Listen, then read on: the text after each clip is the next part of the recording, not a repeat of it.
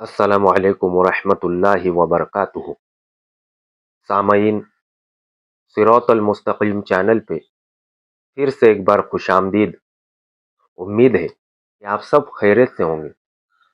آپ سے گزارش ہے کہ اگر آپ اس چینل پہ نئے ہیں تو چینل کو سبسکرائب کریں، آڈیو کو لائک کریں، زیادہ سے زیادہ شیئر کریں اور بیل آئیکن پہ کلک کریں تاکہ آپ کو نئے آڈیو کی نوٹیفیکیشن ملتی رہے۔ اللہ آپ کو بہترین بدلہ دے۔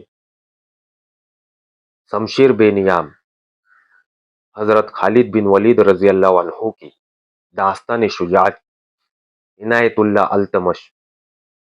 بسم اللہ الرحمن الرحیم۔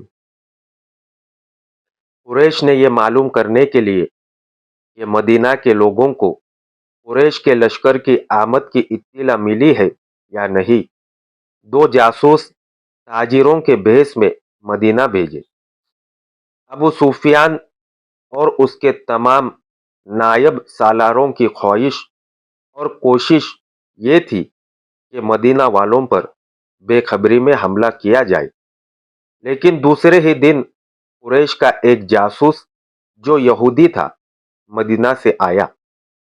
اس نے ابو سفیان کو بتایا کہ مسلمانوں کو حملہ آور لشکر کی آمد کی اطلاع مل چکی ہے۔ مسلمانوں میں خوف و ہراس پھیل گیا تھا۔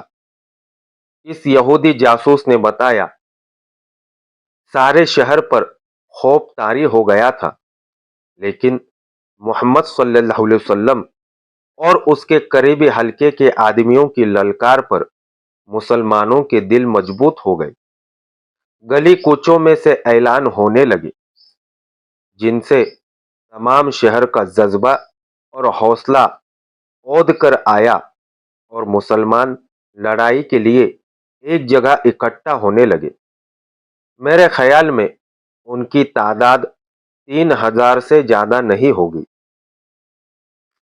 مورخ لکھتے ہیں کہ مسلمانوں کی تعداد 3000 سے زیادہ نہ تھی۔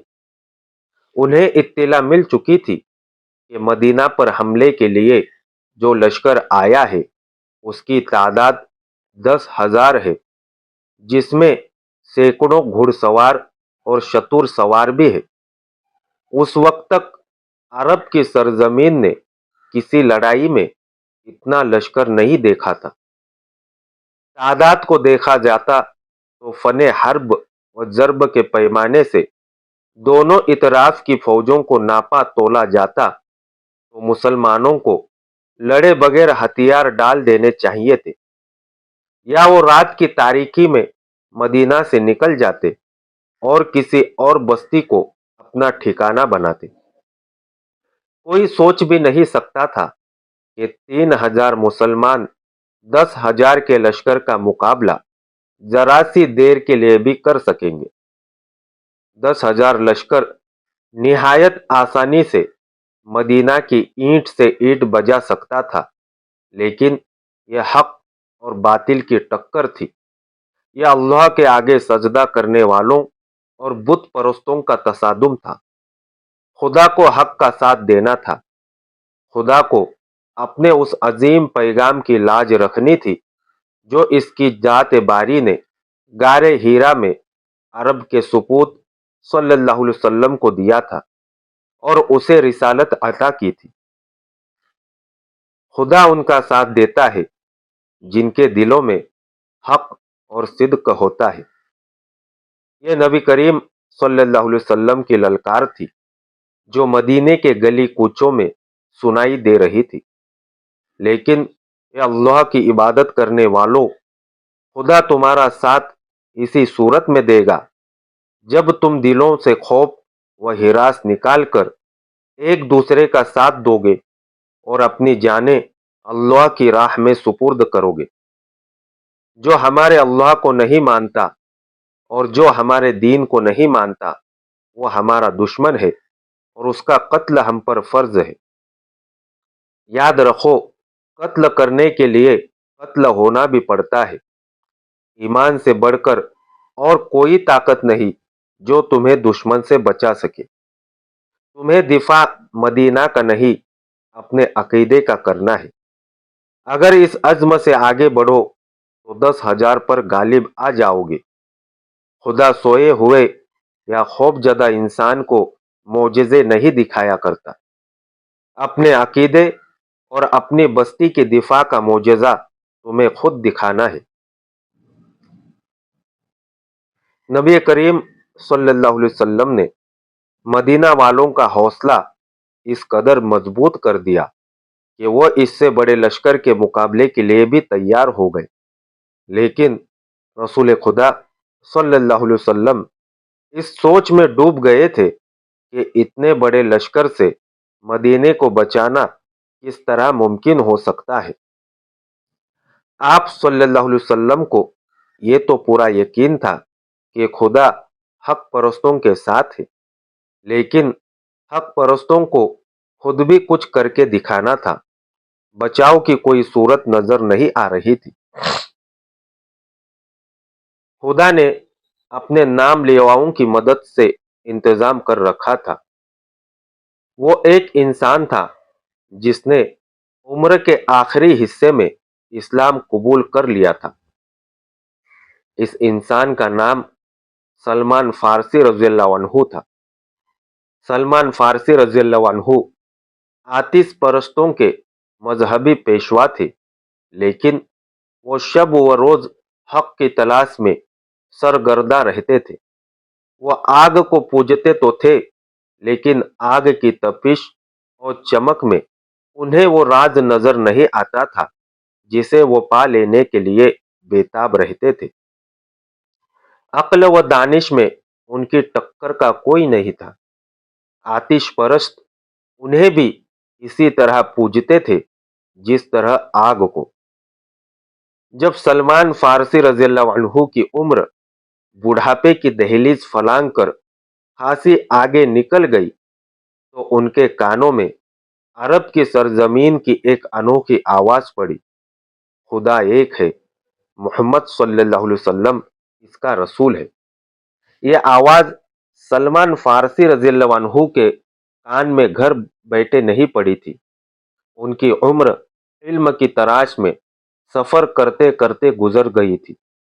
وہ تاجروں کے ایک قافلے کے ساتھ شام میں آئے تھے، جہاں قریش کے تاجروں نے حضرت سلمان فارسی رضی اللہ عنہ کو طنزیہ اور مزاحیہ انداز میں بتایا کہ ان کے قبیلے کے ایک آدمی کا دماغ چل گیا ہے اور اس نے نبوت کا دعویٰ کیا ہے۔ ایک دو مسلمانوں نے عقیدت مندی سے سلمان فارسی رضی اللہ عنہ کو نبی کریم صلی اللہ علیہ وسلم کا عقیدہ اور آپ صلی اللہ علیہ وسلم کی تعلیمات سنائی۔ سلمان فارسی رضی اللہ عنہ یہ سب سن کر چونک پڑے۔ انہوں نے ان مسلمانوں سے کچھ اور باتیں پوچھی۔ انہیں جو معلوم تھا وہ انہوں نے بتایا، لیکن سلمان فارسی رضی اللہ عنہ تشنگی محسوس کر رہے تھے۔ وہ اتنا متاثر ضرور ہو گئے تھے کہ انہوں نے نبی کریم صلی اللہ علیہ وسلم تک پہنچنے کا فیصلہ کر لیا۔ کچھ عرصے بعد سلمان فارسی رضی اللہ عنہ رسول خدا صلی اللہ علیہ وسلم کے مقدس سائے میں جا بیٹھے۔ انہیں وہ راز مل گیا جس کی تلاش میں وہ مارے مارے عمر گزار رہے تھے۔ انہوں نے رسول اللہ صلی اللہ علیہ وسلم کے دست مبارک پر اسلام قبول کر لیا۔ اس وقت تک سلمان فارسی رضی اللہ عنہ بڑھاپے کے آخری حصے میں پہنچ چکے تھے۔ اپنے ملک میں سلمان فارسی رضی اللہ عنہ صرف مذہبی پیشوا ہی نہ تھے، وہ جنگی علوم کے ماہر تسلیم کیے جاتے تھے۔ اس دور کے مذہبی پیشوا بھی جنگ و جدل اور صفا گیری کے ماہر ہوتے تھے۔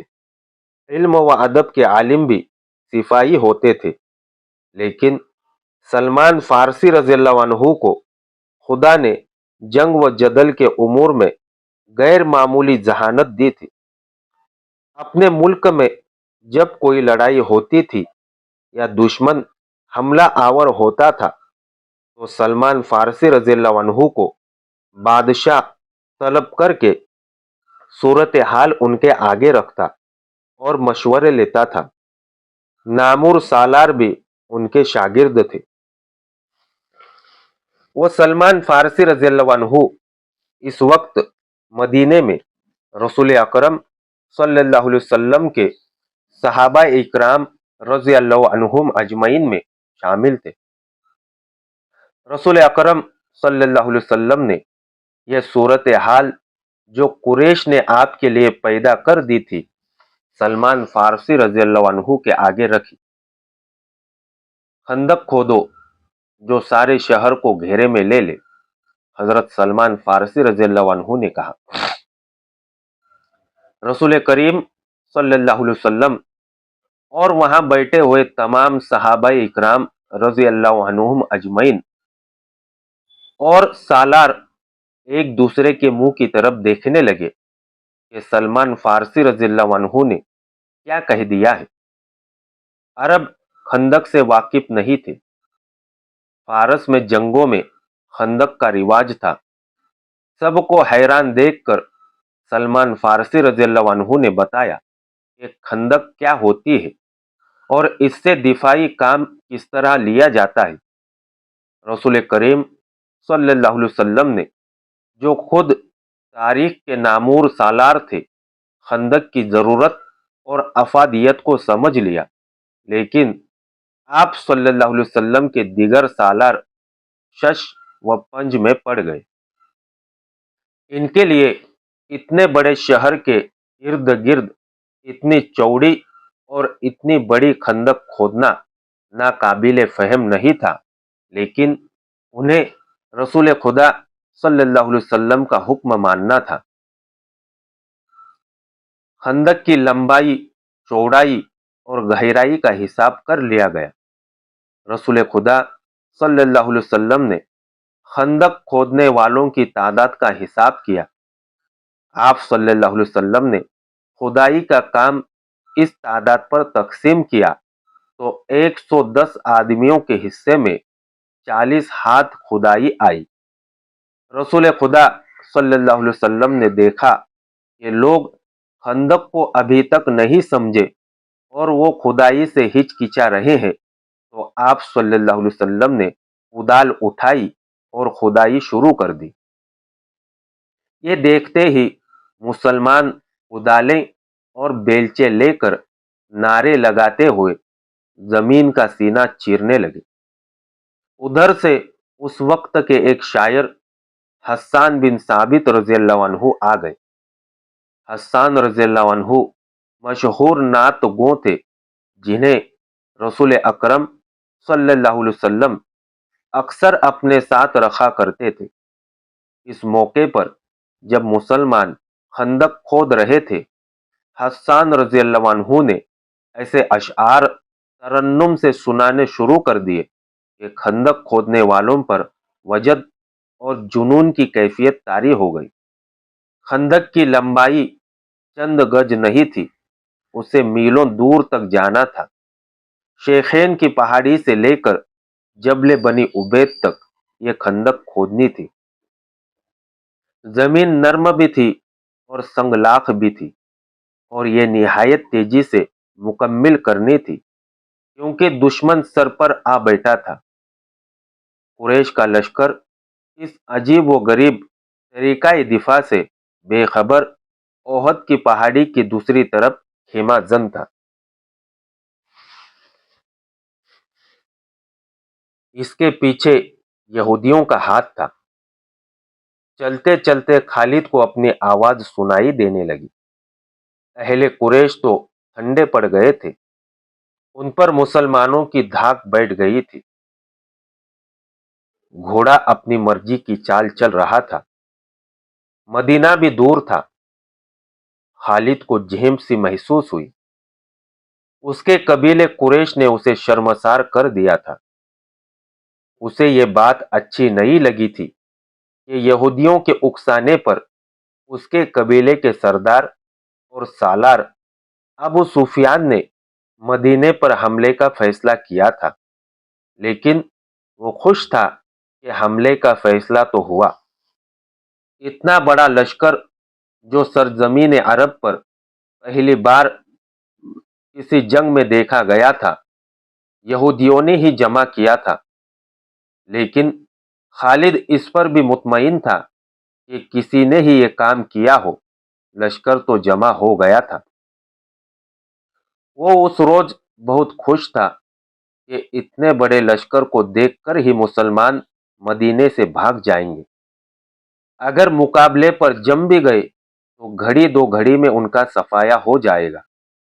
وہ اس وقت بہت ہی خوش تھا جب احد کی پہاڑی کی دوسری طرف یہ سارا لشکر خیمہ جن تھا۔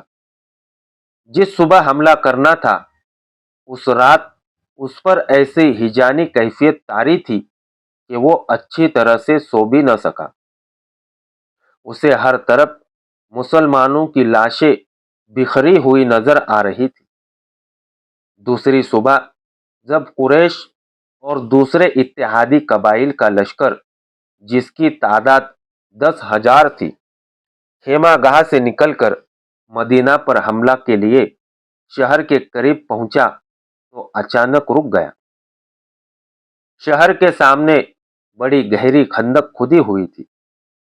ابو سفیان جو لشکر کے قلب میں تھا، لشکر کو رکا ہوا دیکھ کر گھوڑا سرپٹ دوڑاتے آگے گیا۔ قریش کے جنگجو رک کیوں گئے ہیں؟ ابو سفیان چلاتا جا رہا تھا۔ طوفان کی طرح بڑھو اور محمد صلی اللہ علیہ وسلم کے مسلمانوں کو کچل ڈالو، شہر کی اینٹ سے اینٹ بجا دو۔ ابو سفیان کا گھوڑا جب آگے گیا تو اس نے گھوڑے کی لگام کھینچ لی اور اس کا گھوڑا اسی طرح رک گیا جس طرح اس کے لشکر کے تمام سوار کے گھوڑے کھڑے تھے۔ اس کے سامنے خندق تھی، اس پر خاموشی طاری ہو گئی۔ خدا کی قسم، یہ ایک نئی چیز ہے جو میری آنکھیں دیکھ رہی ہے، ابو سفیان نے غصیلے آواز میں کہا۔ عرب کے جنگجو کھلے میدان میں لڑا کرتے ہیں، خالد بن ولید کو بلاؤ، اکرمہ اور صفوان کو بھی بلاؤ۔ ابو سفیان خندق کے کنارے کنارے گھوڑا دوڑاتا لے گیا۔ اسے کہیں بھی ایسی جگہ نظر نہیں آ رہی تھی جہاں سے اس کا لشکر خندق عبور کر سکتا۔ یہ خندق شیخین کی پہاڑی سے لے کر جبل بنی عبید کے اوپر سے پیچھے تک چلی گئی تھی۔ مدینہ کے مشرق میں شیخین اور لاوا کی پہاڑیاں تھیں۔ یہ مدینے کا قدرتی دفاع تھا۔ ابو سفیان دور تک چلا گیا۔ اس نے دیکھا کہ خندق کے پار مسلمان اس انداز سے گھوم پھر رہے ہیں جیسے پہرا دے رہے ہو۔ اس نے گھوڑا پیچھے موڑا اور اپنے لشکر کی طرف چل پڑا۔ 3 گھوڑے اس کی طرف سرپٹ دوڑے آ رہے تھے جو اس کے قریب آ کر رک گئے۔ وہ خالد، اکرمہ اور صفوان کے گھوڑے تھے۔ کیا تم دیکھ نہیں رہے مسلمان کتنے بزدل ہیں؟ ابو سفیان نے ان تینوں سے کہا، کیا تم کبھی اپنے راستے میں رکاوٹ کھڑی کر کے یا رکاوٹ کھود کر اپنے دشمن سے لڑے ہو؟ خالد پر خاموشی طاری ہو گئی تھی۔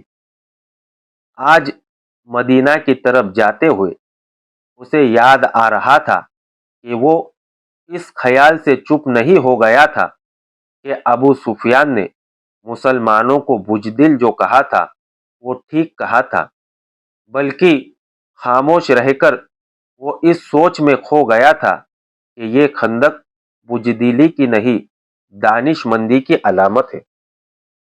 جس کسی نے شہر کے دفاع کے لیے یہ طریقہ سوچا تھا وہ کوئی معمولی عقل والا انسان نہیں تھا۔ اس سے پہلے بھی اس نے محسوس کیا تھا کہ مسلمان لڑنے میں اپنے جسم کی طاقت پر ہی بھروسہ نہیں کرتے، وہ عقل سے بھی کام لیتے ہیں۔ خالد کا دماغ ऐसी ही जंगी चालें सोचता रहता था। मुसलमानों ने बदर के मैदान में निहायत थोड़ी तादाद में होते हुए कुरैश को बहुत बुरी शिकस्त दी थी। खालिद ने अकेले बैठकर उस लड़ाई का जायजा लिया था। मुसलमानों की इस फतेह में उसे मुसलमानों की अस्करी दानिशमंदी नजर आई थी।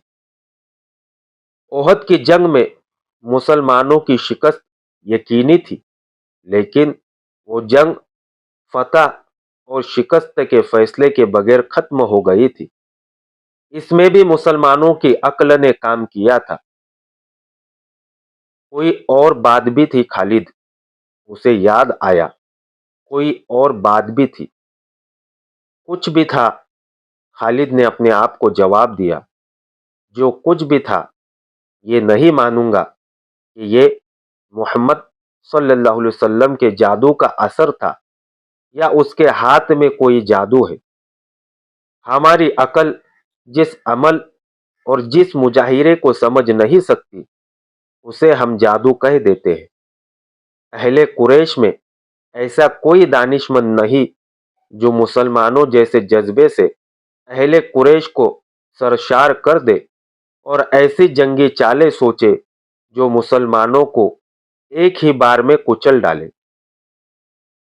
खुदा की कसम, हम इसलिए वापस नहीं चले जाएंगे कि मुसलमानों ने हमारे रास्ते में खंदक खोद रखी है।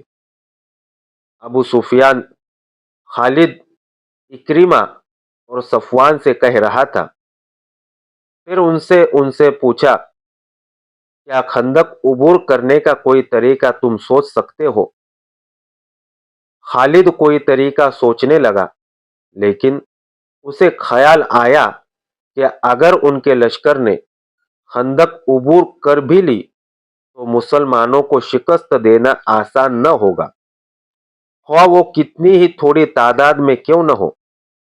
जिन इंसानों ने थोड़े से वक्त में जमीन और चट्टानों का सीना चीर डाला है, उन इंसानों को बड़े से बड़ा लश्कर भी जरा मुश्किल से ही शिकस्त दे सकेगा।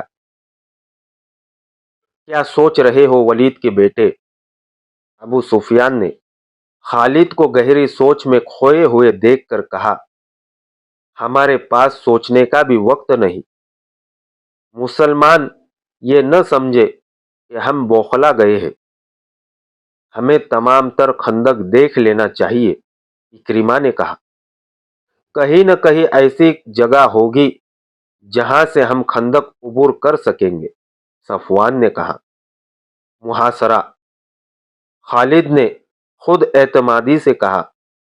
मुसलमान खंदक खोद कर अंदर बैठ गए हैं, हम मुहासरा करके बाहर बैठे रहेंगे। वो भूख से तंग आकर एक न एक दिन खुद ही खंदक से इस तरफ आ जाएंगे जिधर हम हैं। हाँ, अबू सुफियान ने कहा, मुझे यही एक तरीका नजर आता है जो मुसलमानों को बाहर आकर लड़ने पर मजबूर कर देगा। अबू सुफियान अपने इन तीनों नायब सालारों के साथ खंदक के साथ साथ तमाम तर खंदक को देखने के लिए जबले बनी उबैद की तरफ चल पड़ा। सुलह की पहाड़ी मदीना और जबले बनी उबैद के दरमियान थी। मुसलमान इसके सामने मोर्चा बंद थे।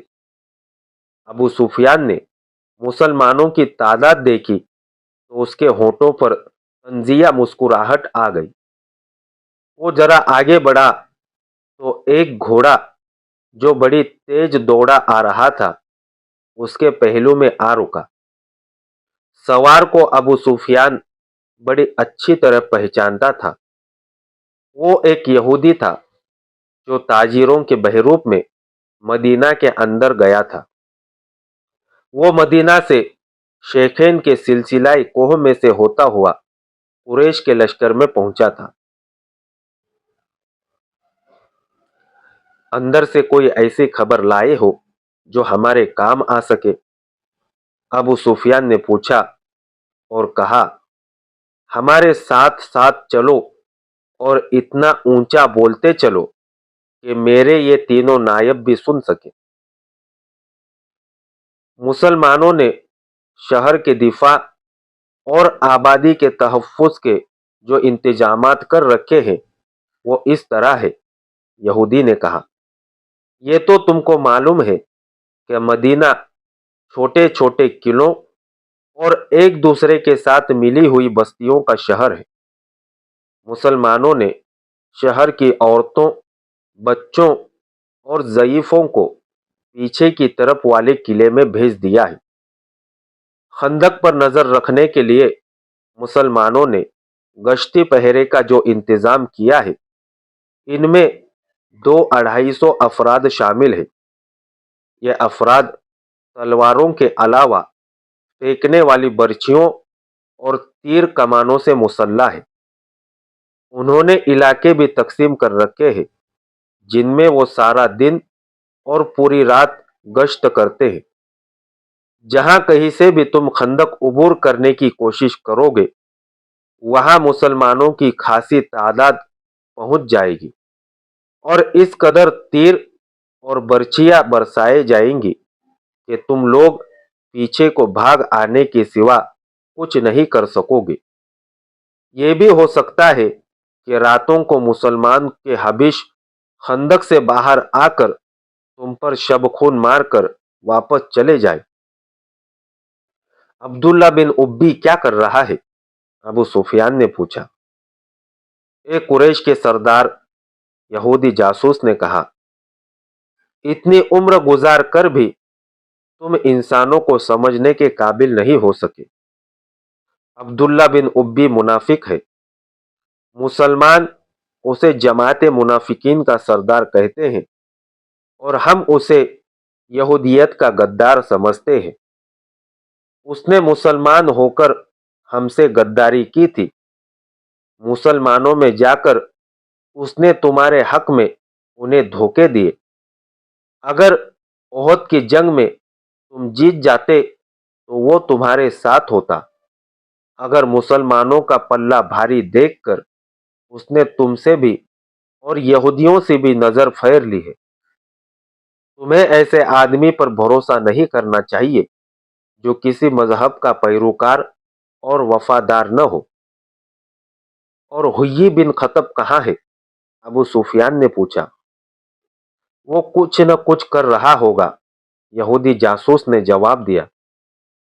مدینہ میں ابھی میرے ساتھی موجود ہیں، وہ مسلمانوں کو جس قدر نقصان پہنچا سکے پہنچائیں گے۔ خالد کو آج مدینہ کی طرف جاتے ہوئے اس یاد سے خفت سی محسوس ہو رہی تھی کہ مکہ سے مدینہ کوچ کے وقت جب اس نے اپنے ساتھ 10,000 کا لشکر دیکھا تھا تو اس کی گردن اونچی ہو گئی اور سینہ پھیل گیا تھا، لیکن مدینہ کے سامنے آ کر 10,000 کا لشکر ریت کے ٹیلوں کی طرح بے جان نظر آنے لگا تھا۔ اسے محاصرے کا منظر یاد آنے لگا۔ لشکر کا جو حصہ اس کی زیر کمان تھا اسے اس نے بڑے اچھے طریقے سے محاصرے کی ترتیب میں کر دیا تھا۔ یہ محاصرہ 22 روز تک رہا۔ پہلے 10 دنوں میں ہی شہر کے اندر مسلمان خوراک کی کمی محسوس کرنے لگے، لیکن اس سے قریش کا کوئی فائدہ نہیں پہنچ سکتا تھا کیونکہ وہ اپنے ساتھ خوراک اور رسد بہت کم لائے تھے۔ ان کے وہم و گمان میں بھی نہیں تھا کہ انہیں مسلمان اپنے محاصرے میں لمبے عرصے کے لیے بیٹھا لیں گے۔ خوراک کی جتنی کمی شہر والے محسوس کر رہے تھے اس سے کچھ زیادہ کمی قریش کے لشکر میں اپنا اثر دکھانے لگی تھی۔ سپاہیوں میں نمایاں طور پر بے چینی نظر آنے لگی۔ مورخ ابن ہشام نے لکھا ہے کہ اس کیفیت میں شہر میں خوراک کا کوئی ذخیرہ نہ تھا اور لوگوں کو روزانہ نصف خوراک دی جا رہی تھی۔ منافقین اور یہودی تقریب کار در پردہ حرکت میں آ گئے۔ کوئی بھی نہ جان سکا کہ یہ آواز کہاں سے اٹھی ہے، لیکن یہ آواز سارے شہر میں پھیل گئی۔ محمد صلی اللہ علیہ وسلم ہمیں کیسی بری موت مروانے کا بندوبست کر رہے ہیں۔ ایک طرف وہ کہتے ہیں کہ بہت جلد قیصر و کسریٰ کے خزانے ہمارے قدموں میں پڑے ہوں گے، دوسری طرف ہم نے اس کی نبوت کا یہ اثر بھی نہ دیکھا کہ آسمان سے ہمارے لیے خوراک اترے۔ لوگوں نے اسلام قبول کر لیا تھا، لیکن وہ گوشت پوش کے انسان تھے، وہ پیٹ کی آوازوں سے متاثر ہونے لگے۔ آخر ایک آواز نے انہیں پیٹ کے بھوک سے آزادی دلا دی۔ کیا تم خدا سے یہ کہو گے کہ ہم نے اپنے پیٹ کو خدا سے زیادہ مقدس جانا تھا؟ یہ ایک رود کی کڑک کی طرح آواز تھی جو مدینہ کے گلی کوچوں میں سنائی دینے لگی۔ آج خدا کے وہ لوگ عزیز ہوں گے جو اس کے رسول صلی اللہ علیہ وسلم کے ساتھ بھوکے اور پیاسے جانیں دے دیں گے۔ خدا کی قسم، اس سے بڑی بزدلی اور بے عزتی مدینہ والوں کے لیے اور کیا ہوگی کہ ہم اہل مکہ کے قدموں میں جا گرے اور کہیں کہ ہم تمہارے غلام ہیں، ہمیں کچھ کھانے کو دو۔ رسول اکرم صلی اللہ علیہ وسلم شہر کے دفاع میں اس قدر سرگرم تھے کہ آپ صلی اللہ علیہ وسلم کے لیے دن اور رات ایک ہو گئے تھے۔ آپ صلی اللہ علیہ وسلم اللہ کے محبوب نبی تھے۔ آپ صلی اللہ علیہ وسلم چاہتے تو معجزے بھی رونما ہو سکتے تھے، لیکن آپ صلی اللہ علیہ وسلم کو احساس تھا کہ ہر آدمی پیغمبر اور رسول نہیں، نہ کوئی انسان آپ صلی اللہ علیہ وسلم کے بعد نبوت اور رسالت کا درجہ حاصل کر سکے گا۔ اس لیے آپ صلی اللہ علیہ وسلم نے ان انسانوں کے لیے یہ مثال قائم کر رہی تھی کہ انسان اپنی ان لاجوال جسمانی اور نفسیاتی قوتوں کو جو خداوند تعالیٰ نے انہیں عطا کی ہے استعمال اور ثابت قدمی سے استعمال کرے تو وہ معجزہ نما کارنامے انجام دے سکتا ہے۔ محاصرے کے دوران آپ صلی اللہ علیہ وسلم کی سرگرمیاں اور آپ صلی اللہ علیہ وسلم کے حالات ایک سالار کے علاوہ ایک سپاہی کی بھی تھی۔ آپ صلی اللہ علیہ وسلم کو اس کیفیت اور اس سرگرمی میں دیکھ کر مسلمان بھوک اور پیاس کو بھول گئے اور ان میں ایسا جوش پیدا ہو گیا کہ ان میں بعض خندق کے قریب چلے جاتے اور قریش کو بزدلی کے طعنے دیتے۔ آج کے لیے اتنا ہی کافی ہے۔ اگلی داستان جاننے کے لیے ہمارے ساتھ جڑے رہیں اور اس آڈیو کو زیادہ سے زیادہ شیئر کریں۔ دعاؤں کی گزارش۔ السلام علیکم ورحمۃ اللہ وبرکاتہ۔